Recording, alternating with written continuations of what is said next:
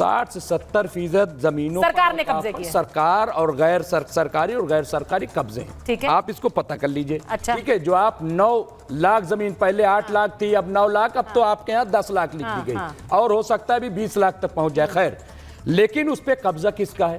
क्या वो सारी जमीन वाकई मुसलमानों की मिली हुई? नंबर 1।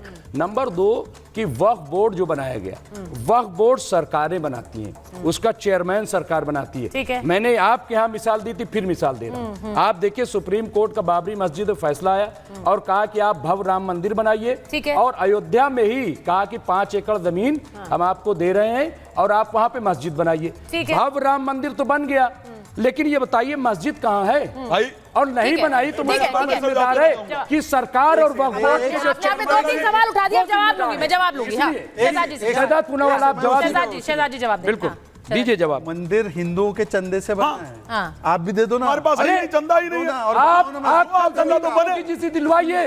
अगर 5 दिन के अंदर उतने पैसे ना जाए फिर कहना। सुन लो। अच्छा मुमताज, लेकिन उस पे ईडी ना भेज दे। सुन तो लो ना, इतना इमोशनल। ईडी ना भेज। सुन लो मुमताज जी, मैं केवल एक ही सवाल पूछना चाहता हूँ आपसे।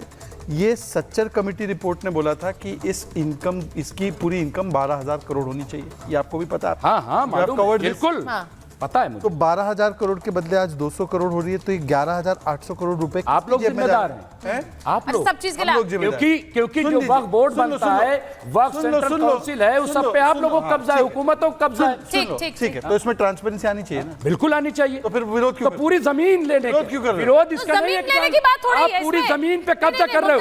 जमीन पर कब्जा करने की बात नहीं है। मैं गिनाऊं, संशोधन में ट्रांसपेरेंसी लाने की बात है। आप ट्रांसपेरेंसी नहीं लाएंगे क्या? इन्होंने नहीं, मैं आपको पूरी डिटेल दे दूं। आपने बोला, अच्छा एक मिनट मुमताज जी, नहीं मैं आपको, अतीकुर रहमान साहब भी जुड़े हुए हैं, मैं उनके पास चले जाऊंगा एक बार। आपने जो बात बोला वही सवाल नहीं रहेगा। एक मिनट ये सर, ये मैं ठीक है मुमताज जी, एक सेकंड आप ही का सवाल लेकर एक बार अतीकुर रहमान साहब, मैं ट्राई कर रही हूँ क्योंकि आवाज आ जाए उनकी। अतीकुर रहमान साहब, जो उन्होंने बात बोली है कि भाई इसके लिए सरकार जिम्मेदार है कि उस वक्फ बोर्ड की संपत्ति का कोई ज्यादा अच्छी तरह से ना यूज हो पाया है और सरकार ही उसका मैनेजमेंट, क्योंकि बोर्ड तय करती है, तो अब सरकार ही उसमें संशोधन की बात कर रही है जिससे कि थोड़ी ट्रांसपेरेंसी आ सके।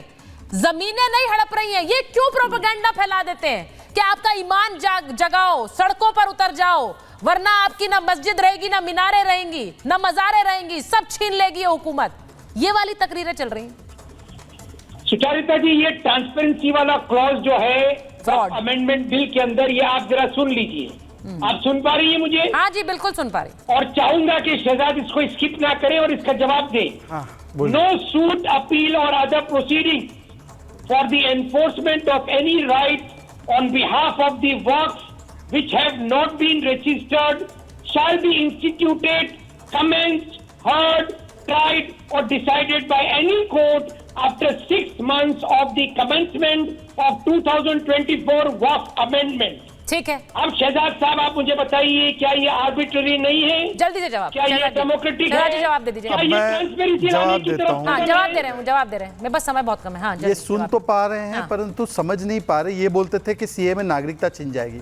6 महीने पहले सुचारिता आपके साथ यही ऐसे कागज लेकर आते थे और पढ़ते थे, ओहो नागरिकता छिन जाएगी हमारी, नागरिकता छिन जाएगी। कितनी नागरिकता छिन, पहले उसका हिसाब दो, पहले उसका हिसाब दो कि कितनी नागरिकता छिन। क्योंकि आप झूठ बोलते हैं, क्योंकि आप झूठ बोलते हैं भाई, क्योंकि आप शुद्ध रूप से झूठ बोलते हैं, शुद्ध झूठ बोलते हैं आप शुद्ध झूठ बोलते हैं, आप केवल झूठ बोलते हैं। नागरिकता कितनी छिनी मुसलमानों की वो बताओ पहले। और सबसे बड़ा डर यही है कि एक सीए जैसा आंदोलन इस देश ने देखा जिसमें यह कहा गया कि आपकी नागरिकता छिन जाएगी, इसलिए सड़कों पर उतर जाओ। लोग सड़कों पर उतर गए, लेकिन नागरिकता छीनने का कानून नहीं था। ये तो देश ने देख लिया, वो कानून आ भी गया। अब वही बात कही जा रही कि सड़कों पर उतर जाओ, आपकी मस्जिदें और मज़ारें छिन जाएंगी, जमीन छिन जाएगी। वही उसी तरह का आंदोलन फिर से छेड़ने की एक कोशिश है क्या? सवाल ये है। लेकिन फिलहाल क्या छिड़ गया है? एक QR कोड वॉर छिड़ गई, जिसका कल आखिरी दिन है। बहुत बहुत धन्यवाद आप सबका महाभारत में जुड़ने के लिए।